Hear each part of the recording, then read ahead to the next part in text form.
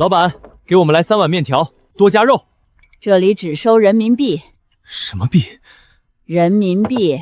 安宁县只认人民币。你拿张破纸在这晃悠什么？破纸！你睁大狗眼看清楚，这是京城大通钱庄的银票，100两，全国通用，见票即兑。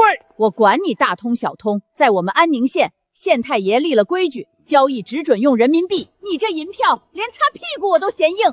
放肆！朝廷田法乃天下根本，你一介村妇竟敢拒收银票，这等同于谋反！皇上，这个安宁县县令胆子可太大了，不仅拿了朝廷的300万两赈灾银，竟然还敢私自印钞。没想到朕这次微服私访，竟能遇到这等稀奇事。少给我扣帽子！前几年大旱，朝廷的银子连个影子都没见着，大家伙快饿死的时候，是沈大人发了钱让大家去买平价粮。现在想拿你们的废纸来买我们安宁县的肉，门儿都没有！孔老头，别吵，别暴露身份。行，不认银票，这真金白银你总该认了吧？足足半两，够买你这一锅面了。咦，这黑不溜秋的是什么东西？上面还沾着你的口水，恶心死了！这是官银，天下人都认的硬通货。安宁县卫生管理条例第35条规定，未经高温消毒的金属货币极易携带霍乱、伤寒等病菌。荒谬！自古以来皆用金银交易，从未听闻金银能传播疫病。你这分明是强词夺理！不懂规矩就别来安宁县。这纸张细腻如丝，绝非寻常桑皮纸，上面的花纹竟没有丝毫雕版墨迹的晕染。老爷，暗纹，这纸里面竟然有夹层暗纹，这防伪之术简直神乎其技！好一个沈燕，不仅私铸货币，还敢自立钱庄，此乃诛九族的大罪。诛九族，神经病！这是我们安宁县的命根子，没有人民币，赶紧滚蛋，别耽误我做生意！你这是黑店！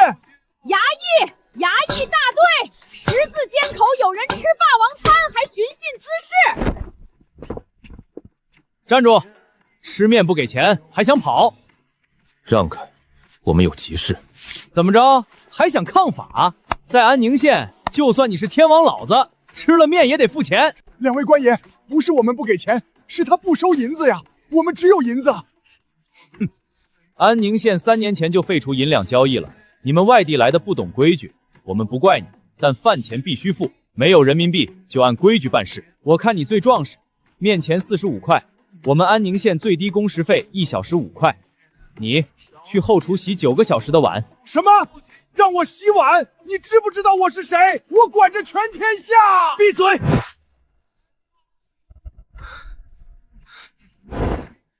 老钱，你去洗碗。黄老爷，我不能洗呀，我这双手是用来拿算盘拨千万两白银的，怎么能洗那些油腻腻的脏碗？洗不完，我扣你10年俸禄。沈燕，你个乱臣贼子，我老钱跟你势不两立。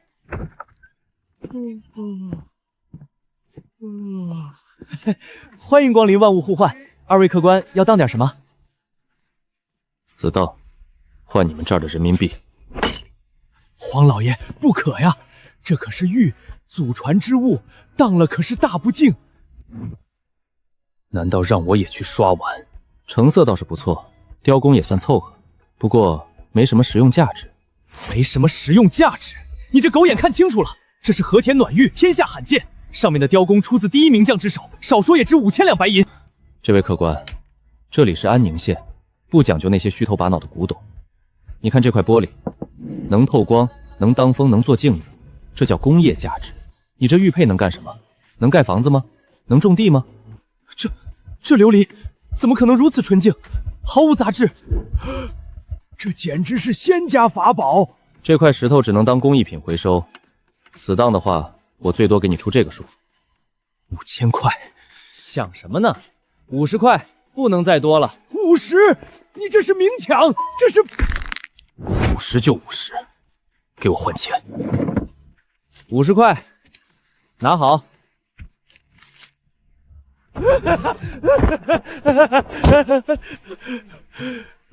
神迹，神迹呀！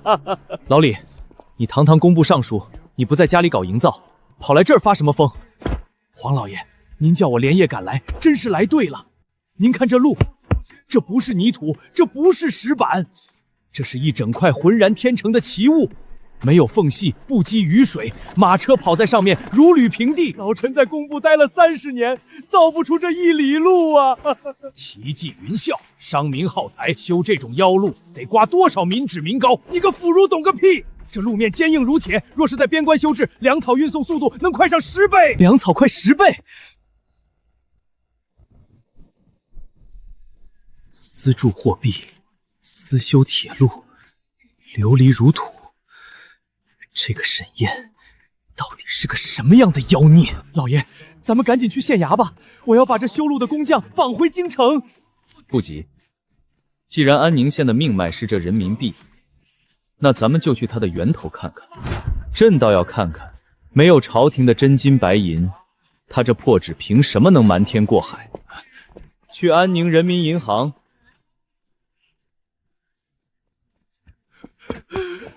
老爷，我洗了300个碗，他们才放我出来。闭嘴！让你看的东西看明白了吗？老爷放心，刚才洗碗的时候我都打听清楚了，这所谓的人民币根本没有朝廷的银库做抵押，纯粹是那个沈燕空选套白狼。空手套白狼，那这些百姓为何还把它当宝贝？这就是个天大的骗局。以我30年户部尚书的经验判断，这就是拆东墙补西墙的把戏。只要突然有大量的百姓来兑换实物，这银行瞬间就会崩盘。几位客官，看你们面生，是对咱们银行的业务有什么疑虑吗？疑虑？我是来揭穿你们的！你们这破纸背后连1两银子都没有，凭什么印这么多钱？这就是诈骗！这位客官慎言，我们人民币的背后虽然没有银子，但我们有粮本位和工业本位。哈哈哈哈！荒谬！粮食能当钱使，粮食会发霉，会生虫。看来客官是不懂现代经济学。安宁县拥有河西最大的水利枢纽和万亩试验田，县衙的粮仓里储备着足够全县百姓吃3年的陈化粮，这就叫绝对准备金。我们发行的每1块钱，都能在任何时候按照固定物价买到1斤粮食、1斤盐或者1块玻璃。只要安宁县的产能不断，人民币的信用就坚如磐石。这不可能，物价怎么可能固定？遇到灾荒，粮价必然暴涨。因为县太爷控制了所有的源头生产资料，私人不许囤积居奇，银行负责宏观调控。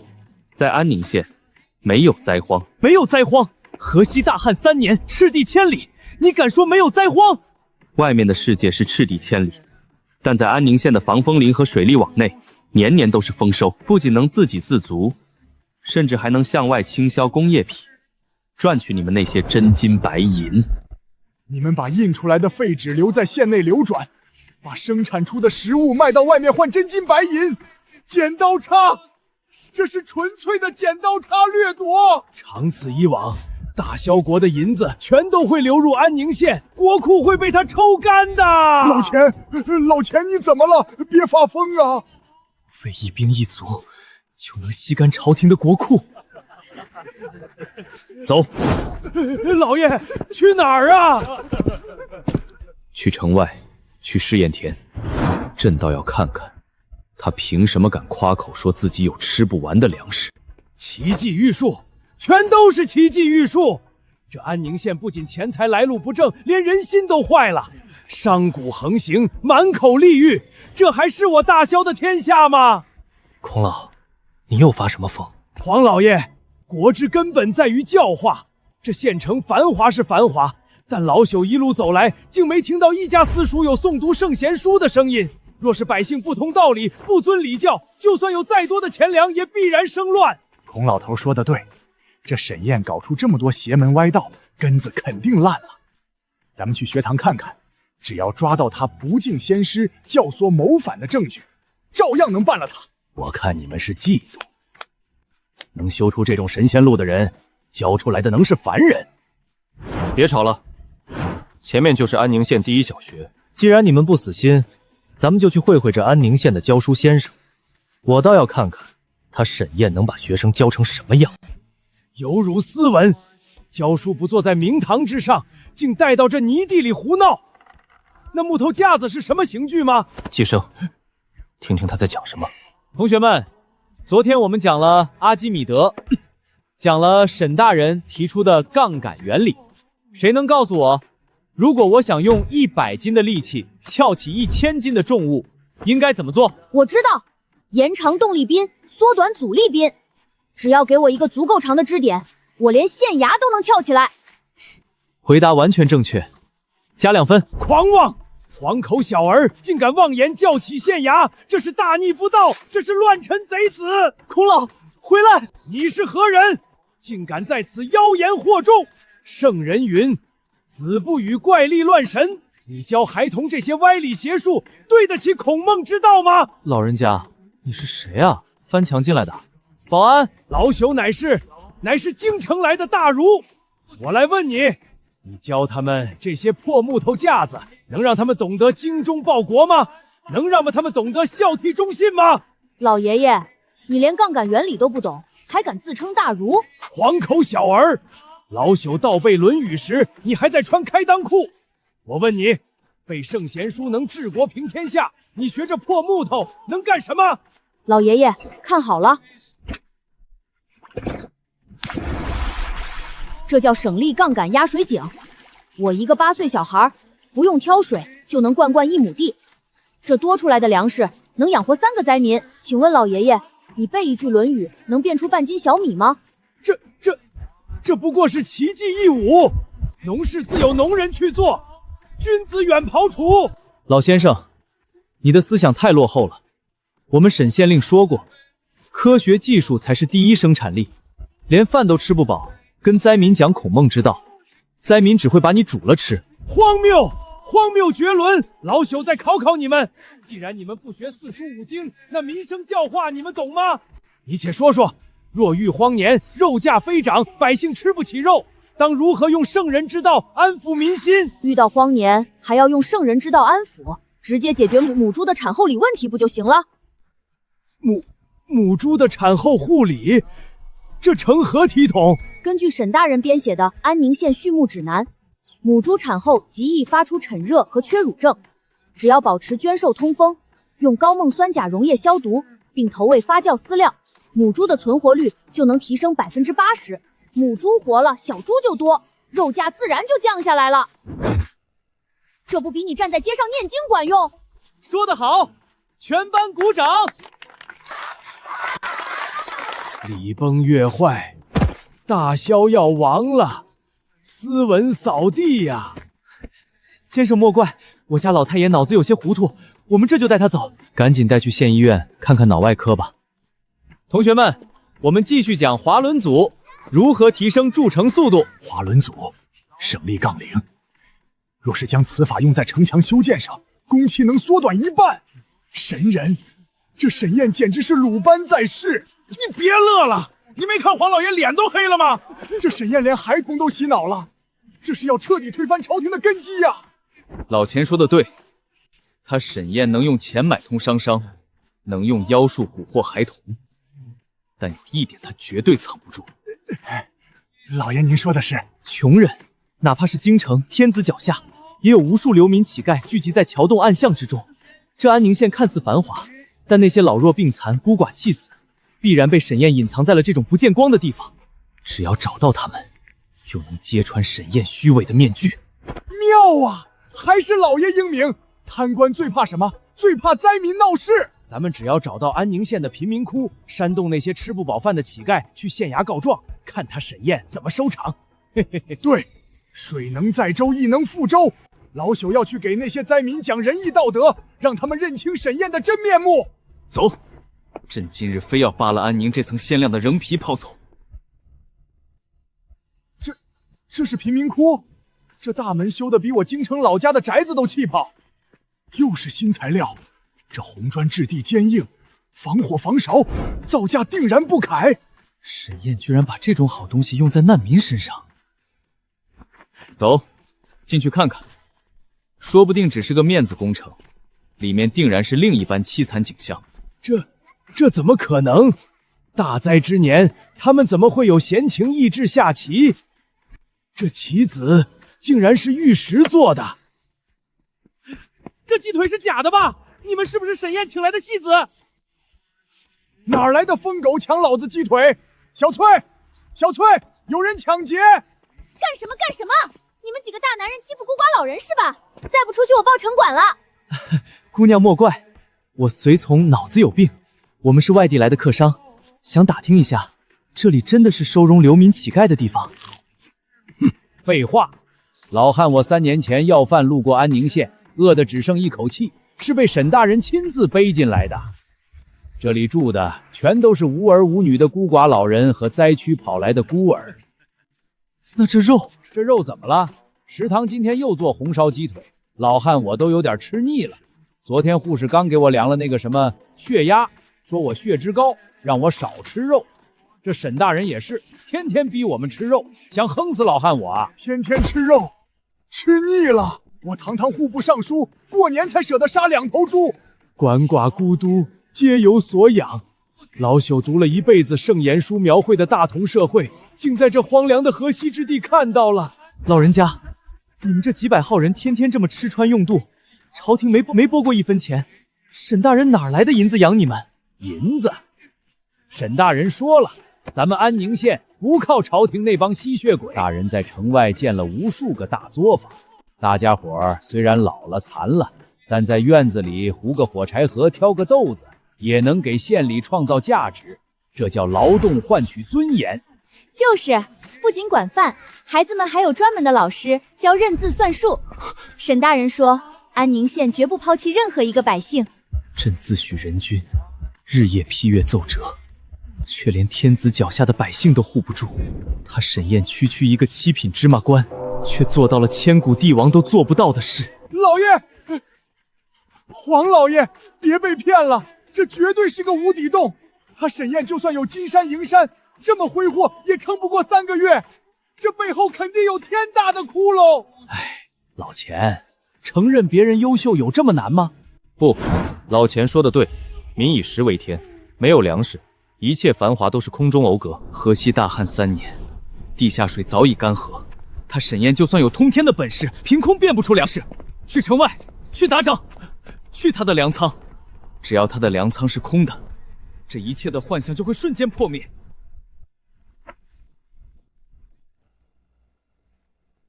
啊，那是什么山峰？为何如此平整光滑？老天爷啊，那不是山，那是用水泥浇筑出来的通天巨塔，这得用多少钢筋，多少水泥？这是奇迹，这是神迹啊！不可能，这绝对是障眼法。老爷您看，那些塔连个窗户都没有，定然是沈燕造出来的空壳子，用来虚张声势的。是空壳还是满仓？批看看就知道了。随我下山，今日朕要亲自查验安宁县的底库。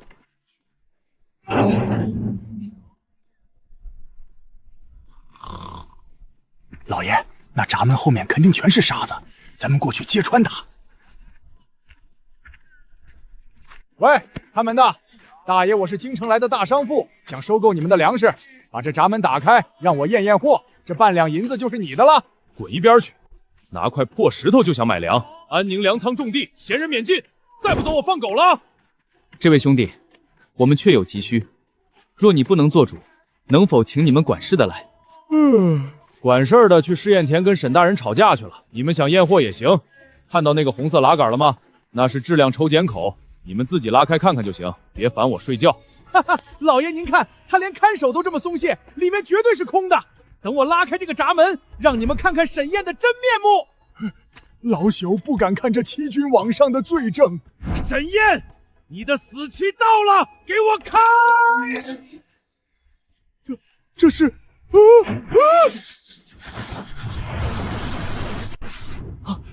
老钱，老钱，快救人！这粮食太重了，能压死人的。真的，全是真粮。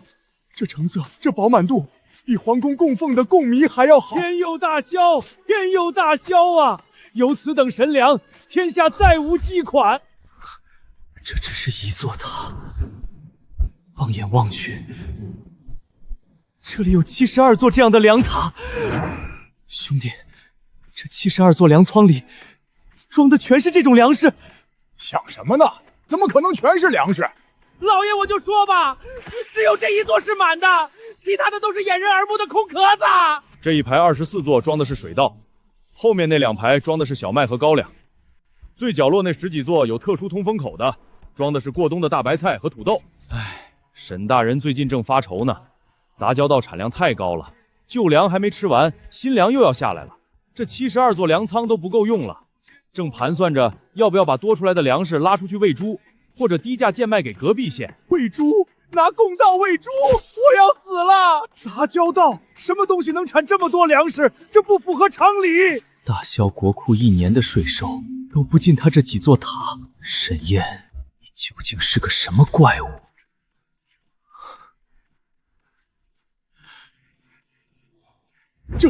这是水稻，这秸秆快赶上我大腿粗了。这稻穗上的谷粒怎么比花生米还大？障眼法，绝对是障眼法！不是障眼法，根系扎实，土壤湿润且充满异香。这下面埋了什么肥料，竟然能催生出此等神物？老人家，干啥的？没看见正忙着秋收吗？别踩了我的田埂，踩坏了沈大人非扣我公分不可。这田里的作物到底是什么？为何长得如此高大？亩产能有多少？城里来的土包子吧，这叫安宁3号杂交水稻，是我们沈大人带着我们在大棚里培育了整整3年的宝贝。至于产量嘛，产量能有多少？我掌管天下粮仓30年，江南上等水田，风调雨顺之年，亩产300斤已是极限。我看你这稻子虽然大，但估计是空壳子，亩产顶多400斤。400斤？你瞧不起谁呢？竖起你们的耳朵听好了，这片试验田亩产保底3500斤。3500斤？哈哈哈哈哈！你个老疯子，你怎么不说亩产3万斤呢？牛皮都吹破天了。黄老爷，这人绝对是沈燕找来的托。荒谬！自古以来，从未听闻亩产过1000斤的粮食。你这老农，竟敢光天化日妖言惑众！欺君、欺瞒客商，可是要拔舌头的。你可知3500斤意味着什么？这意味着，只要有1万亩这种良田，就能养活10万大军。什么拔舌头？在我们安宁县，一切拿数据说饭。不信是吧？马上就要开镰收割了，你们自己睁大狗眼看清楚。第1小队准备收割，把新造的脚踏式拖犁机推上来。今天必须给这几个乡巴佬上课。开镰！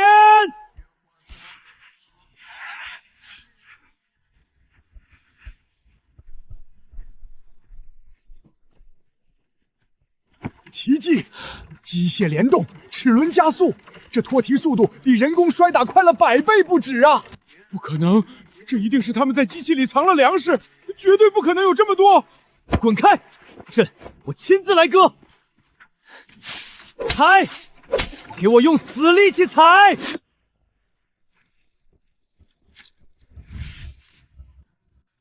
上大秤，当着这几个外地人的面，一筐一筐的称，让他们死个明白。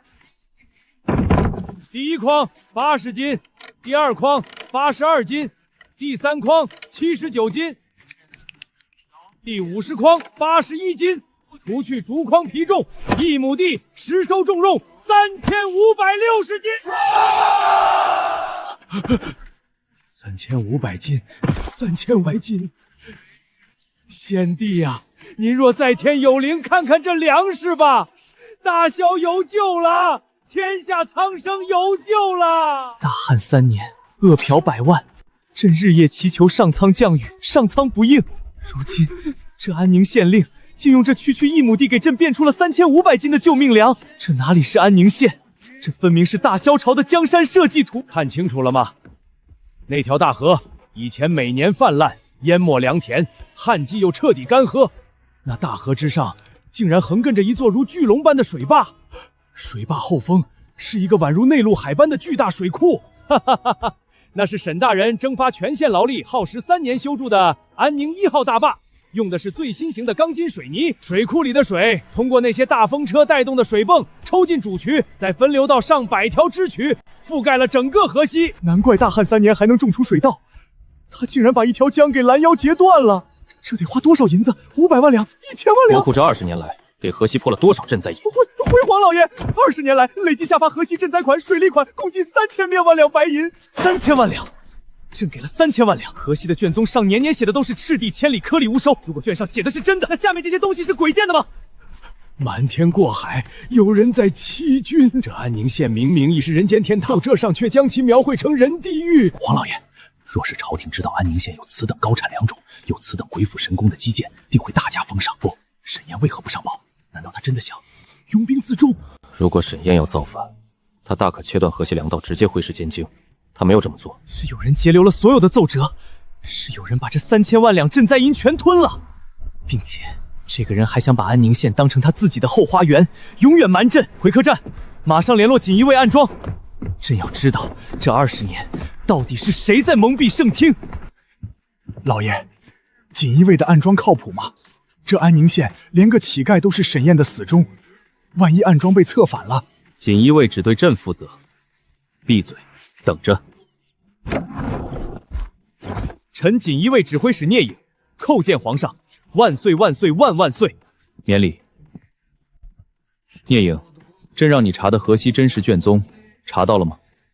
臣动用了潜伏在户部和兵部的所有最高级别暗线，终于查清了河西贪腐的真相，请皇上过目。崇明3年，拨银150万两，时到河西10万两。崇明6年，拨银300万两，时到河西5万两。好得很，3000万两白银，真正落到河西的不足50万两。皇上饶命！臣身属户部，竟不知下面的人贪墨至此，臣万死！这是什么？回皇上，这是臣从京城首府赵重山府邸密室中截获的通信。首府赵大人，他可是3朝元老、清流领袖啊！清流领袖，哈哈哈哈哈！你自己看，你口中的清流领袖，不仅联合兵部尚书、盐铁使截留了全部赈灾银，他还早在5年前就知道了安宁县的变化。这信上说，让安宁县令沈燕继续发展，待其粮仓丰满、工坊成熟之时，便随便安个司驻委的谋反罪名，派大军剿灭，将其财富与秘方全部冲入私囊。养猪，赵重山是把整个安宁县把沈燕当成了一头养肥的猪，等猪肥了，就一刀宰了过年。也就是说，沈燕搞出这么大的产业，不仅没花朝廷1分钱，反而随时面临着京城派来的屠刀。沈燕用区50万两和安宁县的泥腿子打造了一个盛世，而朕的首府用2950万两打造了一个随时准备吸干这个盛世的黑洞。聂隐，臣在。赵重山现在有何动作？朕离京微服，他不可能没有察觉。皇上明鉴，赵重山察觉皇上失踪，已经断定皇上来了河西。他以河西暴乱、保护圣驾为名，私自调动了京城外的3万大军，由他的亲信兵部侍郎率领，正日夜兼程向安宁县赶来。3万大军，他这是要造反！他不仅要收割安宁县，还要趁乱把皇上……弑君夺权，好狠毒的心肠！皇上，安宁县虽然富庶，但只有几百个连刀都拿不稳的城管。3万正规军一到，这沥青路、这玻璃房、这72座粮仓，全都会化为焦土啊！大军还有多久到达？快马急报，大军距离安宁县已不足50里，明日正午必兵临城下。赵重山，你敢动朕的江山，敢动朕的安宁县，朕诛你10族！老钱、李公、洪老，臣在。随朕去县衙，这天下是朕的天下，这安宁县是朕的安宁县，朕倒要看看他沈燕一个造奇迹的鬼才，面对3万屠刀，敢不敢跟朕一起杀出一条血路？开门！快开门！我们要见你们县太爷，有10万火急的军情。吵什么吵？什么10万火急的军情？没看见今天星期天吗？县太爷双休。双休？大军都要压境了，他还敢双休？你可知这安宁县马上就要血流成河了？告诉沈燕，京城特使求见，若是耽误了军情，安宁县满城百姓都得死。京城来的，别拿块破铜牌子吓唬人。我们沈大人说了，今天就是天王老子来了也不见。他正在后院实验室里搞第5代化肥的配比，到了关键时刻，谁敢打扰，直接扔进茅坑里发酵。化肥重要还是命重要啊？3万大军马上就打进来了。大军？你们说的是城外那帮举着破旗子的叫花子兵吧？你说什么？大军已经到了！有病吧你？半个时辰前就到了，现在正搁城门口骂街呢。完了，全完了！我的琉璃房，我的大粮仓，全都要被抢光了！走，上城墙！朕要亲自督战，就算死，朕也要死在大郊的城头上！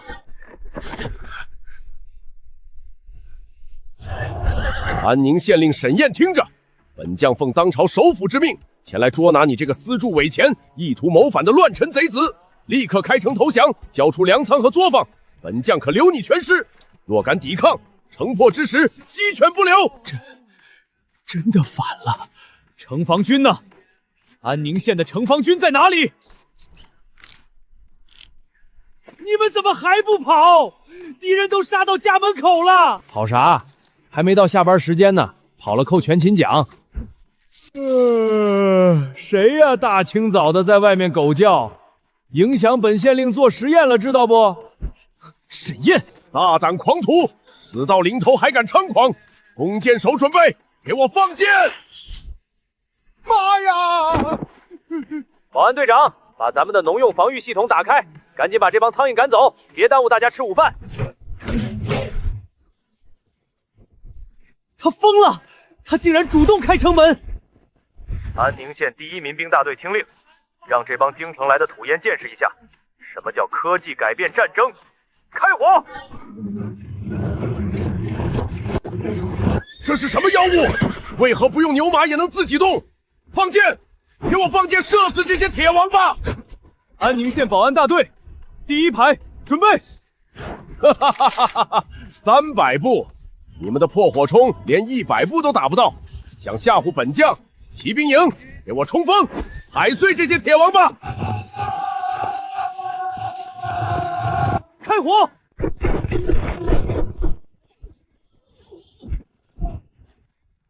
这怎么可能？300步外能破甲？第1排退后装弹，第2排开火！连射模式，自由开火，让这群古代人感受一下工业革命的震撼。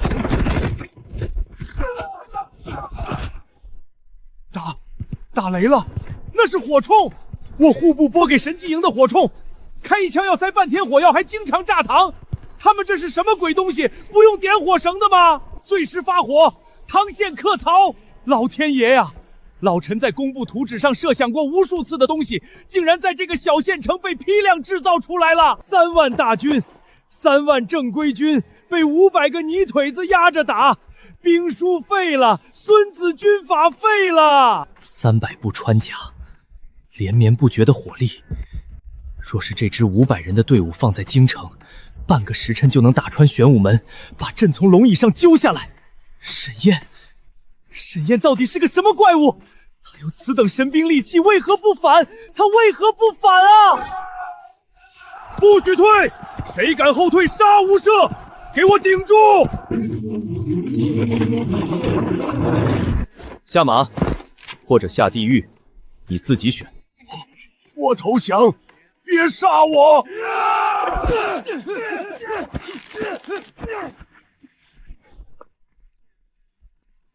沈燕，你这乱臣贼子，你私造军火，屠杀朝廷命官，该当何罪？嘘，别吵，这可是第5代高浓度复合肥的关键反应期，炸了你们赔不起。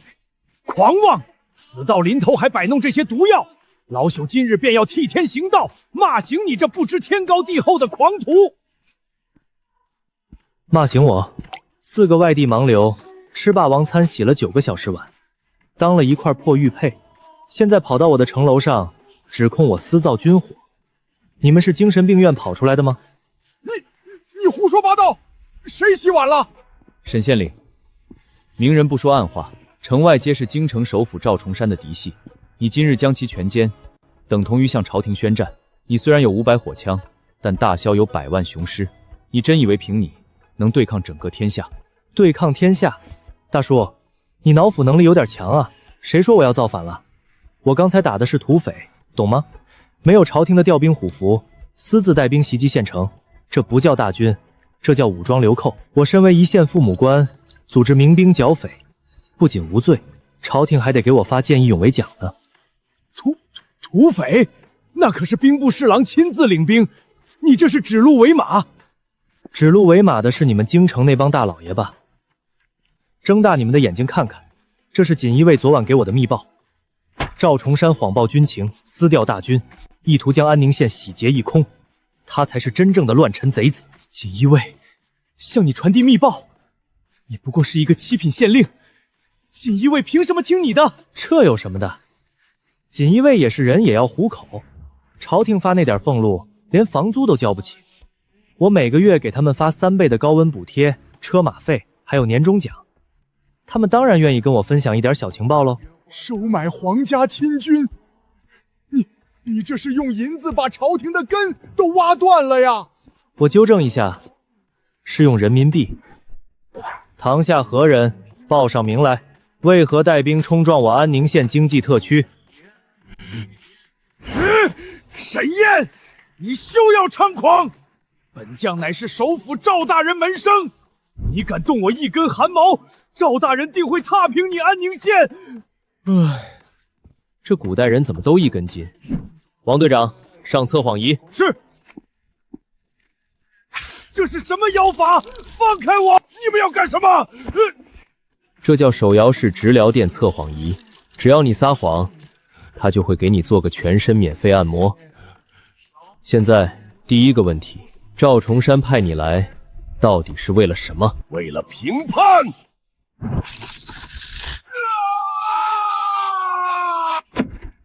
再给你一次机会，到底是为了什么？我说，是为了安宁县的粮仓和玻璃配方。赵首府说，皇上失踪，天下大乱在即，只要拿下安宁县的财富和粮食，他就可以招兵马，自立为王。他还要把安宁县所有的工匠全部掳走，充当他的奴隶。孔老头，挺住啊！赵重山，好一个3朝元老，他竟敢谋逆！行了，口供录完，明天在县城广场公开审判，然后拉去挖煤。好了，叛军的事情解决了，现在该谈谈你们的问题了。我们有什么问题？这块和田暖玉雕刻的是皇家4爪蟒龙，只有皇室宗亲或天子近臣才能佩戴。你们吃面掏出来的碎银，底部印有户部官银的暗记。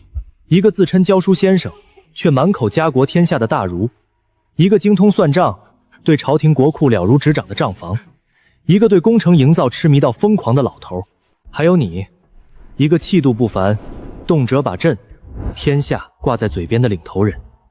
萧彻老板，微服私访好玩吗？大胆狂徒！既然认出钱多多，还不赶紧跪下接驾！你私扣皇上玉佩，罪在欺君！不用演了，他若是有敬畏之心，就不会用那种口吻跟朕说话。沈燕，你是个聪明人，既然你知道朕的身份，为何不杀朕以绝后患，或者挟天子以令诸侯？杀你？杀你大萧立马天下大乱，到处打仗，谁还来买我的精盐和玻璃？挟天子更没兴趣。我一天到晚搞研发，累得要死，哪儿有空去管你们朝堂上那些狗屁倒操的破事儿？你所求到底为何？你拥有天下最强的火器，最多的粮食，最富庶的城池，你难道不想做这天下共主？萧彻，你以为做皇帝很爽吗？天下饥荒，你要下罪己诏；国库空虚，你要看那些世家大族的脸色；外敌入侵，你连军饷都凑不齐。我想要的，不是坐在那把冰冷的龙椅上，我想要的是这个。这是什么图？这些横贯大江南北的黑线是什么？这是铁路，是用钢铁铺成的道路。只要建成，从京城到河西，原本需要1个月的路程，只需3天。萧彻，大旱、天灾、贪腐，这些都只是表象。大萧真正的病根是生产力太低。大家都在为了泥地里的那点粮食争个你死我活。只要把这套工业体系推广到全国，大萧的粮食将吃都吃不完，钢铁将堆积如山。到那时，赵重山这种只知道趴在百姓身上吸血的贪官，连当绊脚石的资格都没有。这就是我为什么不烦你的原因，因为你需要我，而我需要一个稳定的外部环境来完成工业革命。生产力，工业革命，3天从京城到河西。沈大人，你搞这些东西到底花了多少钱？朝廷的赈灾银都被赵重山贪了，你哪来的启动资金？崇明2年建立玻璃作坊，倾销西域，获利50万块。崇明3年发行第1代纸币，建立2本位，回楼资金300万块，全是自筹。你用一个贫困县的资源，在3年内滚雪球滚出了一个国库，纯粹的降维收割而已。好一个降维收割！沈燕，朕今日算是彻底服了。赵重山以为把朕困在河西就能一手遮天，朕要立刻回京，朕要亲手斩下赵重山的狗头。去吧去吧，早点解决他，别耽误我往京城修铁路。这把枪送你了，6发装弹，近距离防身用，直接对准赵重山的脑袋扣扳机就行。6发，足够诛他赵家6族了。老钱，李公，臣在。传朕密旨，调河西锦衣卫暗装护驾，带上安宁县的铁证，随朕杀回京城。大萧的天该换换颜色了。沈县令，这是何意？朕微服回京，不宜声张。皇上，赵重山在京城经营几十年，门生故事遍布朝野，禁军也有一半是他的人。你就带这3个老弱病残回去，人家关起城门就能把你包饺子了。狂徒，老朽虽然年迈，但也有铮铮铁骨，一口浩然正气，定能镇住那帮乱臣贼子。浩然正气能挡子弹吗？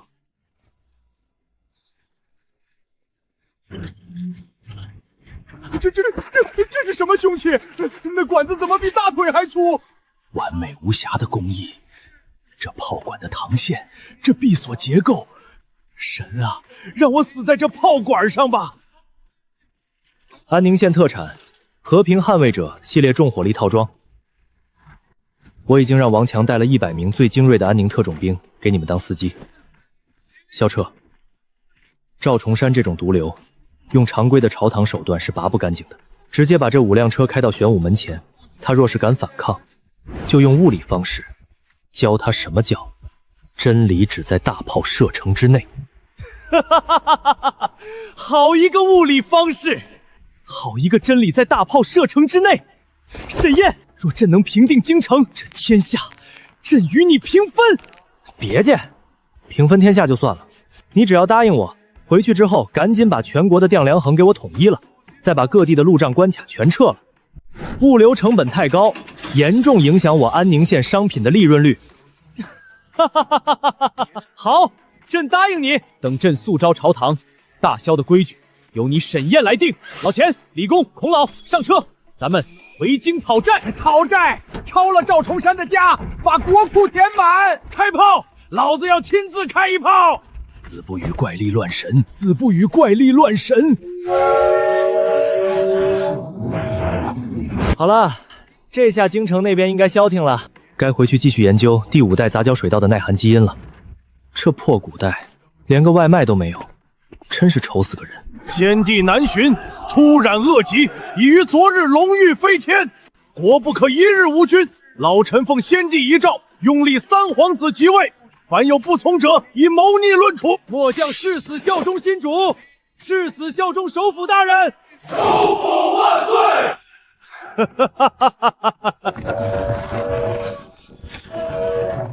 什么声音？地龙翻身了！这是什么工程器械？哪路反贼敢来京城作乱？放箭！王队长，距离600步，风向东南，给我把那座高台炸平！开火！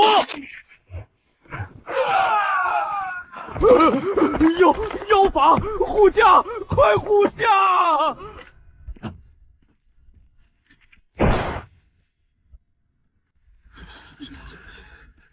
朕还没死，首府大人急着给谁带孝呢？你是假的！萧彻早已驾崩，来人，杀了这个假冒天子的狂徒！谁敢动一下，我保证他1秒钟内变成筛子。赵重山，你个老王八蛋，贪了朝廷3000万两银子，还敢造反！睁大你的狗眼看看，这是安宁县兵工厂原装进口的和平捍卫者，一息之间能射出几百发子弹，你这3万人不够我们一顿饭功夫突突的。皇上万岁！末将被逆贼蒙蔽，罪该万死。这不可能，河西明明是人间地狱，这等神兵利器是从哪里冒出来的？河西是不是地狱？你下去问问阎王就知道了。来人，把这老贼给朕绑了，拖进太和殿，朕要让他死个明白。20年，3000万两赈灾银，你联合兵部尚书、户部侍郎、盐铁使层层盘剥，河西百姓易子而食，你却在京城囤积居夷，成王败寇，老臣认栽。但皇上，您以为杀了我，大萧的国库就能充盈吗？这满朝文武谁没拿过好处？您杀得完吗？没有我赵家稳定朝局，大萧不出3个月就会经济崩溃。经济崩溃？老钱，告诉他咱们现在的国库情况。赵老贼，你那点眼界也就配在泥地里刨食。锦衣卫昨夜抄了你的府邸和各大同党的家，抄没现银、金条、古玩字画，折合白银8000万两。不仅如此，皇上已经决定将这8000万两白银作为追奔金，全面对接安宁县的人民币体系。大萧将废除落后的银两制度，建立现代信用货币。你所谓的经济崩溃，在我们安宁县的降维打击面前，连个屁都不算。人民币、信用货币，你们在说什么胡话？拖下去，领旨处死！赵氏9族及所有参与贪腐的官员，全部流放边疆，去给朕修铁路。从今日起，大萧变天了。朕微服安宁县，如大梦初醒。大萧积弱不在于天灾，而在于生产力落后。从今日起，全国推广安宁县模式。皇上，安宁县虽富，但听闻其不遵孔孟，唯利是图。若全国效仿，恐礼崩乐坏，伤及国本啊！放屁！你个井底之蛙，懂得什么叫国本？百姓吃不饱肚子，你跟他们讲什么礼教？老朽在安宁县亲眼所见，鳏寡孤独皆有所养，那才是真正的大同社会。我问你，若遇荒年肉价飞涨，你当如何？下官当写祭文，祈求上天，愚不可及。应该立刻普及母猪产后护理知识，做好猪舍通风，投放高锰酸钾消毒，母猪存活率上去了，肉价自然降下来，这才是圣人之道。洪老说的对，皇上，臣已经联合工部所有工匠，吃透了安宁县的水泥配方。臣申请第1期工程，先修一条从京城直通河西的沥青大道。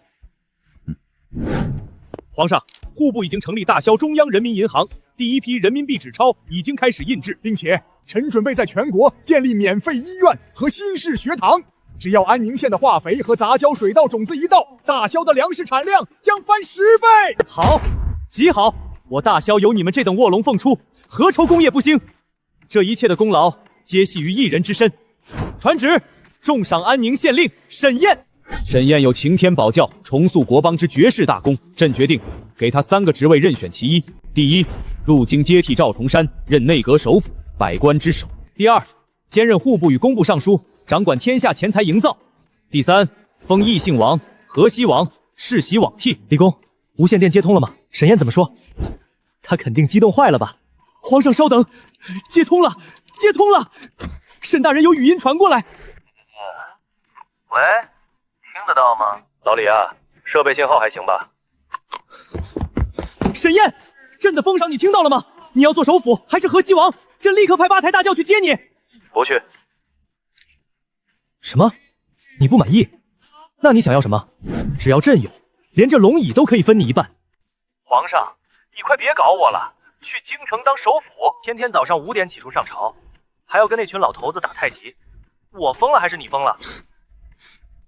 臣不会治国，不懂权谋，也不想当什么河西王。臣只会种地，只会搞发明创造。官场多我一个不多，但大萧的田地里少我一个，就会有成千上万的百姓吃不饱饭。皇上，你的心意我领了，你把贪官杀了，把路修好，把阻碍商业的破规矩废了，就是对我最大的封赏。好了，不说了。第5代杂交水稻的耐寒基因突变出结果了，我得下地了，挂了啊。朕用尽天下至极的权力和荣华，竟换不来离开那片泥地半步。传朕最后一道圣旨，改封沈燕为大萧天下农政总师，官居1品，特许永远不入朝，不见驾。安宁县彻底划为特区，沈燕所在的试验田见之如见朕。3年了，人民币已经成为天下唯一的货币。大萧再无饥荒，连北方的蛮族都放下了弯刀，跑到咱们的工厂里打螺丝换粮食。老李，还认识我吗？哟，这不是当年那个不信邪的黄老爷吗？怎么，这次没带那几个乡巴老朋友来？他们都在京城忙着修铁路呢。我这次是专门来看看沈大人的。他在县衙吗？县衙？他1年有360天不在县衙。你看那边，那个在泥巴地里插秧的，不就是他吗？朕用了15年，在朝堂上杀得血流成河，才勉强稳住大萧的江山，而他用了10年，只用粮食和机器，就彻底改变了整个天下。这天下最大的官，从来不是龙椅上的天子，也不是高高在上的首辅，而是那个能让全天下百姓都吃饱饭的人。